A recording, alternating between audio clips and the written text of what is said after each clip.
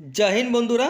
তো তোমরা যারা যারা কলকাতা পুলিশের মেন এক্সামে পাস করেছো, তোমাদের কিন্তু যেটা ইন্টারভিউ রয়েছে সেটা কিন্তু আগামী যেটা 18 তারিখ থেকে তোমাদের স্টার্ট হচ্ছে। এখানে তোমরা দেখতে পাচ্ছ তোমাদের 18/1/2024 থেকে কিন্তু তোমাদের যেটা রয়েছে ইন্টারভিউ সেটা কিন্তু স্টার্ট হচ্ছে।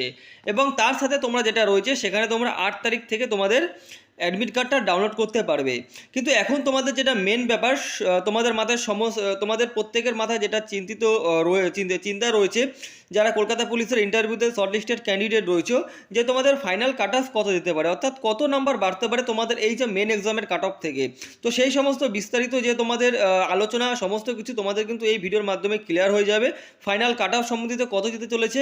কিন্তু তার আগে তোমরা এই যে একটা জিনিস দেখে নাও, এখানে তোমাদের কি বলেছে। এই যে তোমরা এই পয়েন্টটা দেখতে পাচ্ছ, ক্যান্ডিডেট বলা আছে এখানে, the candidate shall have to upload their relevant documents before downloading their call letter. ঠিক আছে, the following documents shall be uploaded by candidates. এখানে যখন তোমাদের ইন্টারভিউ যেটা রয়েছে, তোমরা যখন তোমাদের ইন্টারভিউর যে তোমাদের অ্যাডমিট কার্ডটা যখন ডাউনলোড করবে, তো সেইখানে কিন্তু তোমাদের তার আগে তোমাদের কিছু ডকুমেন্টস এখানে তোমাদের আপলোড করতে হবে। সেখানে তোমরা দেখতে পাচ্ছ 1 নম্বর যেটা পয়েন্টে তোমাদের এখানে বলে দিয়েছে প্রুফ অফ এজ। ঠিক আছে, তোমাদের বয়সের প্রমাণপত্র কিন্তু তোমাদের আপলোড করতে হবে, যেখানে তোমাদের অ্যাডমিট কার্ড হয়ে যাক মাধ্যমিকের, ঠিক আছে, কোনো রকম তোমাদের পাস সার্টিফিকেট হয়ে যাক, এখানে কিন্তু তোমাদের প্রুফ অফ এজে তোমাদের বয়সের যেটা রয়েছে প্রুফ, সেখানে তোমাদের আপলোড করতে হবে। 2 নম্বর পয়েন্ট এখানে তোমরা দেখতে পাচ্ছ সার্টিফিকেট মার্কশিট, এখানে তোমাদের যেটা তোমাদের দেওয়া রয়েছে সার্টিফিকেট মার্কশিট।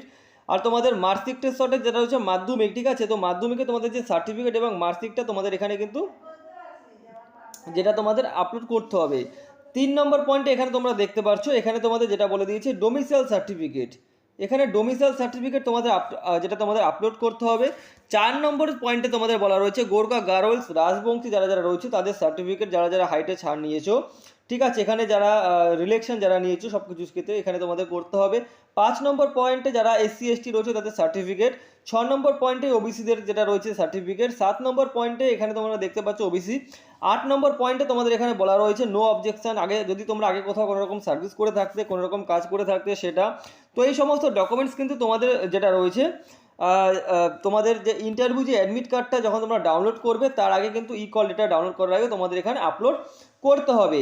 এবার সবথেকে বড় কথা যে ব্যাপারটা আমি তোমাদেরকে বলবো সেটা হচ্ছে তোমাদের কাট অফ কত যেতে পারে, তোমাদের কাট অফ কত যেতে পারে, ফাইনাল কাট অফ। ঠিক আছে, তোমাদের ফাইনাল কাট অফ কত যেতে পারে।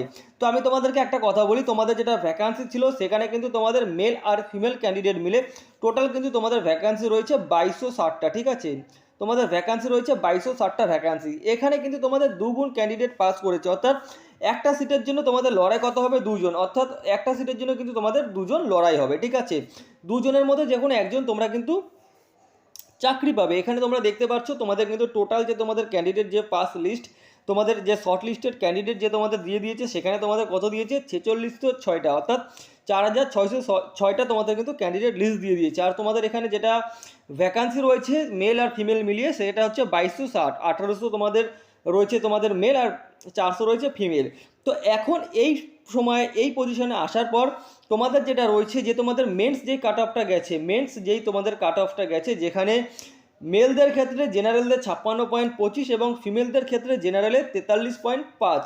ঠিক আছে, তো তোমরা এর সাথে সর্বাধিক ইন্টারভিউ যে তোমাদের 15 নাম্বার হয়, 15 নাম্বারের মধ্যে তোমরা সেখান থেকে ম্যাক্সিমাম নাম্বার, অর্থাৎ সেখান থেকে তোমরা 12 নাম্বার কিন্তু সর্বাধিক যোগ করবে। ঠিক আছে, আর তোমাদের যদি সব থেকে কম চলে আসো তাহলে সেখান থেকে তোমরা 10 নাম্বার যোগ করবে। এটা হচ্ছে তোমাদের এটা হচ্ছে তোমাদের যেটা রয়েছে যেটা রয়েছে সেটা হচ্ছে কি তোমাদের মেন্স রেজাল্ট যেটা তোমাদের বেরিয়েছে সেখান থেকে, সেটা মেল হয়ে যাক কিংবা ফিমেল হয়ে যাক, SC হয়ে যাক, ST হয়ে যাক, SC হয়ে যাক কিংবা ST হয়ে যাক, যে কোনো ক্যাটাগরি থেকে হয়ে যাক, তোমাদের কিন্তু যেটা তোমাদের মেন এক্সামের কাট অফ গেছে সেখান থেকে তোমরা সব থেকে কম ইন্টারভিউ থেকে 10 আর সব থেকে বেশি ম্যাক্সিমামটা 12।